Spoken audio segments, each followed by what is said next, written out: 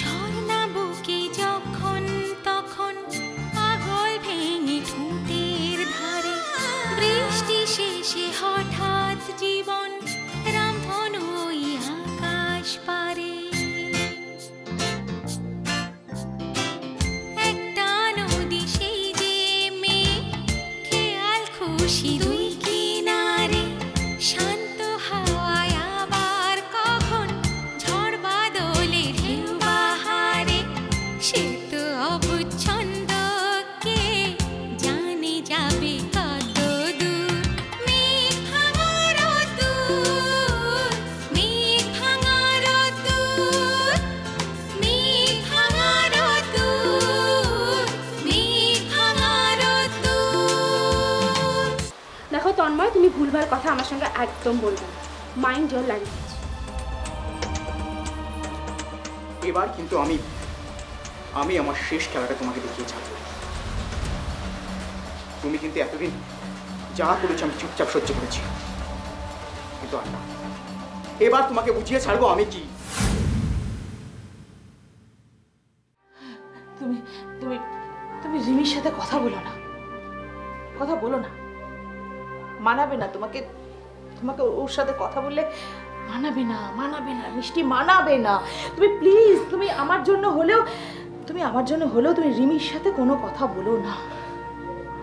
আমি আমি আমি চাই না যে ও আমাকে যেরকম অপমান করেছে, ও তন্ময়কে যেরকম অপমান করেছে, ও তোমাকেও এরকম অপমান করুক। না মাসিমা, রিমিকে আমায় জবাব দিতেই হবে যে রিমি কেন এরম করলো, কেন আমাদের সবার সাথে এভাবে চল করলো। দিনের পর দিন ও আমার কাছে প্রমাণ করে গেছে যে ও তন্ময়কে খুব ভালোবাসে, খুব ভালোবাসে। আর আমি বোকার মতো ভেবেছি যে ও সত্যি কথা বলছে। এক মুহূর্তের জন্য বুঝতে পারিনি যে ও আমাদের সবাইকে ঠকাচ্ছে। কিভাবে বলতে পারেন আমাদেরকে ঠকিয়ে, আপনার মতো মানুষকে ঠকিয়ে? বুঝছে না ও কত বড় ভুল করছে। কিন্তু বিশ্বাস করুন, আমি বলছি এই ভুলের প্রায়শ্চিত্ত ওকে একদিন করতেই হবে। কিন্তু দুঃখের ব্যাপারটা কি হবে জানেন? যখন ও নিজের ভুলটা বুঝতে পারবে না, তখন আর শোধরানোর সময় থাকবে না। তখন ওর পাশে আপনি তন্ময় কেউ থাকবে না। সেদিন কেউ বুঝবে ও কত একা। আপনাদের জন্য একদিন কাঁদবেই। যদি ভগবান সত্যিই থেকে থাকে, তাহলে একদিন না একদিন ও পস্তাবেই।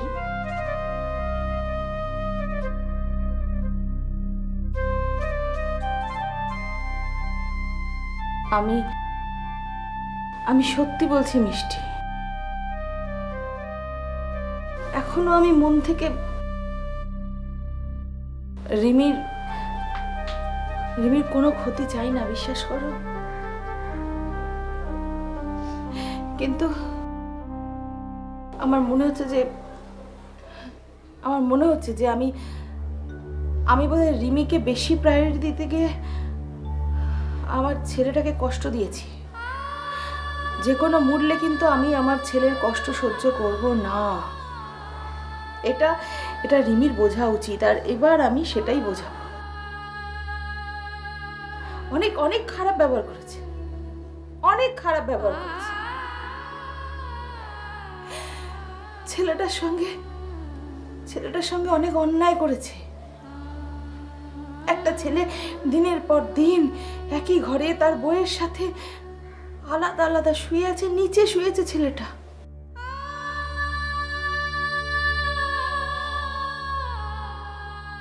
না, আর আমার ছেলেটা এই সব কিছু সহ্য করেছে শুধুমাত্র আমার মুখ চেয়ে। আমি অনেক অন্যায় করেছি জানো। ছেলেটাকে বোঝারই চেষ্টা করিনি। আমার ছেলেটাকে আমি বোঝারই চেষ্টা করিনি। আর না, আর ভালো লাগছে না। প্রথমে লালি, তারপরে রিমি। ছেলেটা একটার পর একটা আঘাত পাচ্ছে। আমি ওকে যতবারই বলেছি লালির কথা, ও আমাকে হয়তো বোঝাবার চেষ্টা করেছে যে ও লালিকে ভুলে গেছে, কিন্তু না, ও রিমিকে ভুলে যেতে পারে কিন্তু লালিকে ভুলতে পারে না। কিন্তু এবার যদি কোনো কারণে ও রিমির প্রতি দুর্বল হয়ে পড়ে, সেটা কিন্তু আমি আর হতে দেব না। আমি দেব না হতে। মাসিমা, আপনি আমায় কথা দিন যে আপনি এই সব কিছুর জন্য তন্ময়কে কোনোদিন দোষ দেবেন না। বিশ্বাস করুন, ওর কোনো দোষ নেই, আমাদের মতো ও ঠকে গেছে। রিমি আমাদের সকলকে হারিয়ে দিয়েছে, সব আমার দোষ। আমার জন্য আপনারা এতগুলো মানুষ এভাবে সাফার করছে দিনের পর দিন। আমি যদি তন্ময়কে না বলতাম, তন্ময় এই বিয়েটা করতো না। আমায় ক্ষমা করে দিন প্লিজ।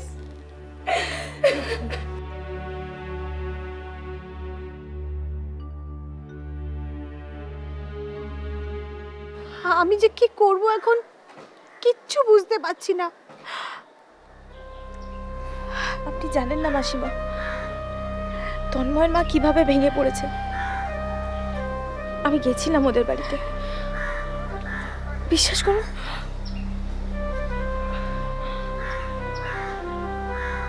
ওনার মুখের দিকে তাকানো যাচ্ছে না।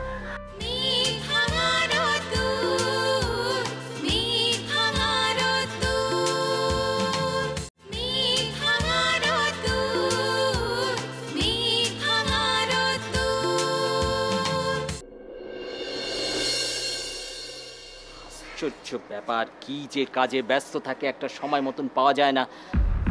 যদি এরপর ম্যাডাম ডেকে বসেন তখন কি করব? কথাগুলো না বললেই নয়। কোথায় যে যায়, এরকম একটা জরুরি বিষয় পাত্তাই নেই।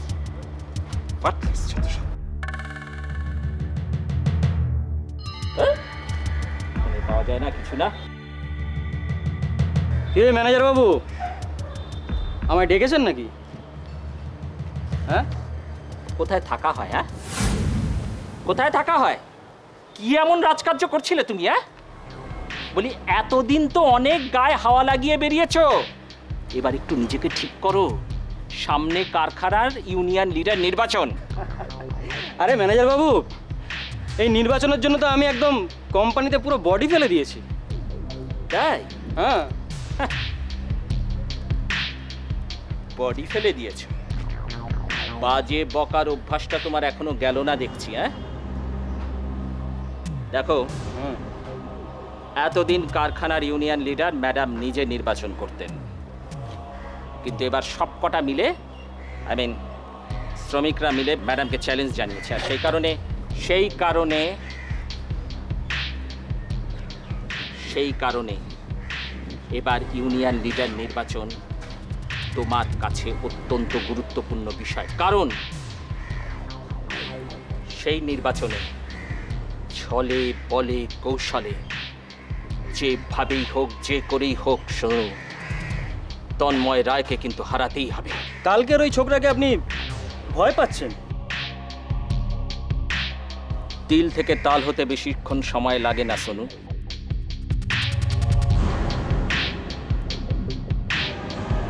যে কোনো ছোট ব্যাপারকে কখনোই অবহেলা করতে নেই, এই কথাটা জানা আছে তোমার? আজ আমি এতদিন ধরে কত মানুষকে এই দু হাতে শেষ করেছি, আর ওর খেলা শেষ করতে আমার দুদিনও সময় লাগবে না।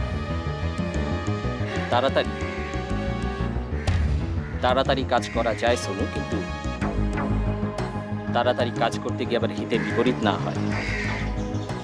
ধৈর্য ধরতে হবে। ধৈর্য ধরে যেভাবেই হোক তন্ময় রায়কে সরাতে হবে। ও এখন আমাদের গলার কাটা। শুধু আজ আপনি আমাকে একটু হুকুম দিন, আমি আমি আজ রাতের মধ্যেই তন্ময়কে শেষ করে দেব। না, হুকুম তামিল করার জন্য আমি তোমাকে কোনো রকম অনুমতি দেব না, কারণ এই ধরনের কাজ আমাদের সবাইকে বিপদে ফেলতে পারে। তাই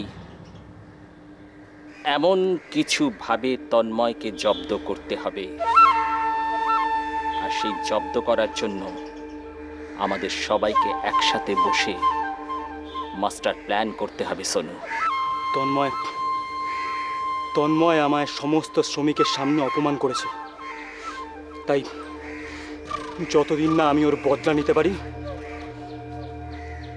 আমার শান্তি নেই।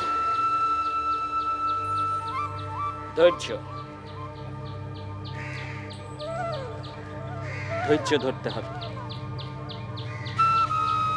একটা কথা মনে রেখো সোনু,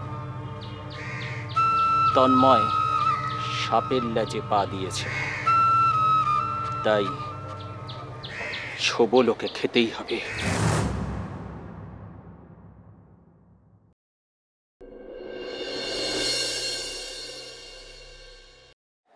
মিষ্টি,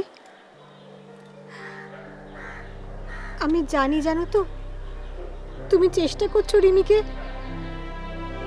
ওর পথে ফিরিয়ে আনতে, কিন্তু তুমি জানো না মিষ্টি, দিন দিন রিমি এত অধঃপতন হচ্ছে আমি ভাবতেও পারি না। জানো মিষ্টি, আমি ছোট থেকে ওকে এমন ভাবে মানুষ করেছি যাতে ও বিপথে না যায়, যেন একটা মানুষের মতো মানুষ হতে পারে। কিন্তু না, আমার মেয়েটা একেবারে বদলে গেছে, একেবারে নিচে নামতে নামতে একেবারে নিচে নেমে গেছে।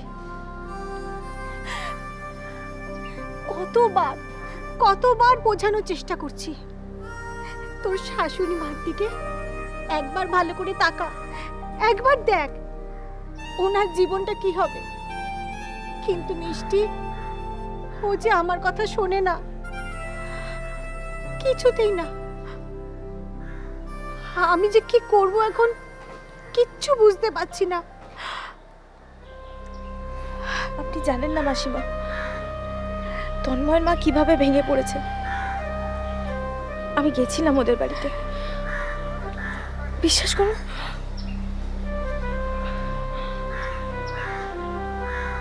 ওনার মুখের দিকে তাকানো যাচ্ছে না। আমি ওকে কি বলবো কিছুই বুঝতে পারছিলাম না।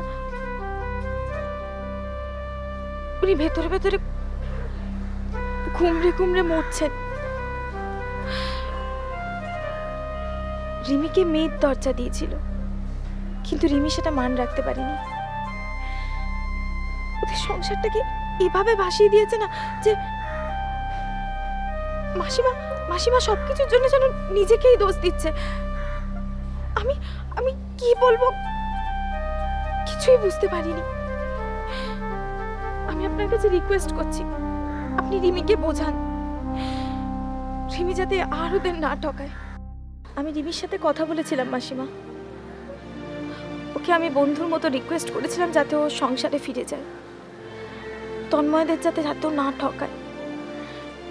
কিন্তু জানেন, ও আমার বাড়ি থেকেই বার করে দিয়েছে। ও বলেছে আমার নাকি কোনো অধিকার নেই।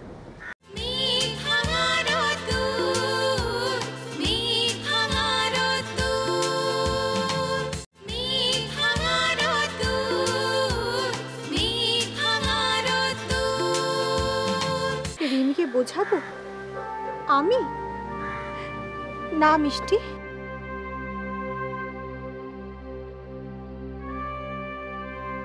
আমি রিমিকে বোঝালে রিমি বুঝবে না, আমার সাধ্যের বাইরে। আমি পারবো না। রিমিকে যদি বোঝাতে হয়, একমাত্র ওর বাবা। ছোটবেলা থেকে যা কিছু করেছে ওর বাবা, প্রশ্রয় দিয়ে দিয়ে মেয়েটাকে একেবারে শেষ করে দিয়েছে। জানো মিষ্টি, আমি কতবার বারণ করেছি, এরকম করো না, এরকম করে মেয়েটাকে প্রশ্রয় দিও না, কিন্তু ওর বাবা কিছুতেই শোনেনি।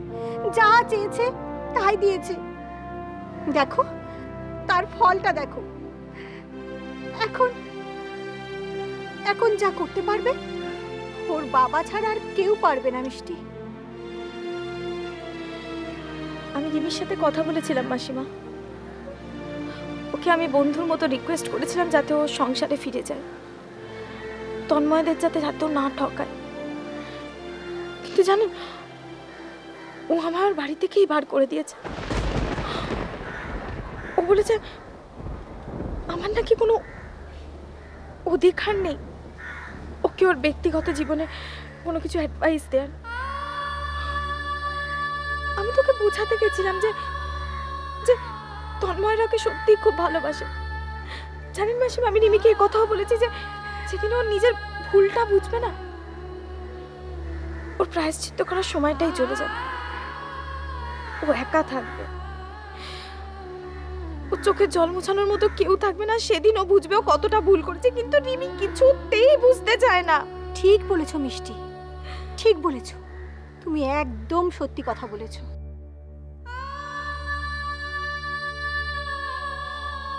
নিচে নামতে নামতে আমার মেয়েটা না একেবারে তলিয়ে যাবে দেখো। আর ছোটবেলা থেকে শুধু বিজনেস বিজনেস বিজনেস। ওর বাবাকে আমি কতবার বারণ করেছি, কিন্তু কিন্তু কিচ্ছু হয়নি। আমার কথা কে শুনবে বলো? না মেয়ে না বাবা। তাই এখন ওর বাবাকেই বলতে হবে, ওর বাবা ছাড়া কেউ পারবে না।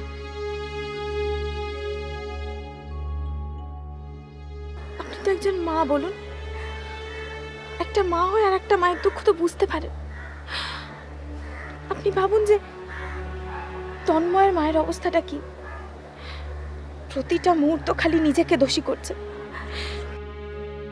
ভাবছে এই সমস্ত কিছুর জন্য যেন সেই দায়ী। আর তন্ময়ও গুমড়ে গুমড়ে মরছে যে ও তার মাকে মিথ্যে বলেছে, লুকিয়েছে রিমির সত্যিটা। রিমি ঠিক করেনি মাসিমা, রিমি খুব বড় ভুল করেছে। ও জানে না এর জন্য ওকে একদিন চোখের জল ফেলতেই হবে। তন্ময়দের মতো এত ভালো মানুষদেরও ঠকাচ্ছে, এতে ওর পাপ লাগবে। ও বুঝছে না যে যে ভগবান আছে, আর এই জন্মের পাপের শাস্তি ওকে এই জন্মেই ভুগতে হবে। মিষ্টি, আমি মাধবী দেবীর কাছে কি করে মুখ দেখাই বলো তো? ওনার মুখটা মনে পড়লে না আমার বুকটা ফেটে যায়। আমি তো একজন মা, বলো, সন্তানকে ছেড়ে কি করে থাকবেন? যাকে ছোট থেকে তিল তিল করে মানুষ করেছে, তাকে ছেড়ে উনি যে শেষ হয়ে যাবেন মিষ্টি, আমি তো কিচ্ছু বুঝতে পারছি না। আমার রিমিটা কেন এরকম হলো? হাসিমা,